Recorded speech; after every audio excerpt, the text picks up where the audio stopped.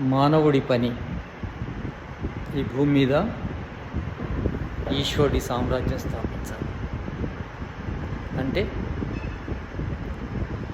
ఈశ్వరుడి యొక్క ఆజ్ఞ ఏమైతే ఉందో దాన్ని పాలించే విధంగా మనం ప్రయత్నం చేయాలి, సమాజంతో ప్రయత్నం చేయించాలి. అతడి ఆజ్ఞ ఏముంది? అతడి ఆజ్ఞ మనుషులందరూ సుఖపడాలని, ఇక్కడ అందరికీ న్యాయం జరగాలని, అందరికీ జ్ఞానం అందాలని, అందరూ ధర్మయుక్తంగా వ్యవహరించాలని, అందరూ న్యాయంగా వ్యవహరించాలని, సత్యాచరణం అనేది ఈ భూమిపై ఉండాలని ఈశ్వరుడి ఆజ్ఞ.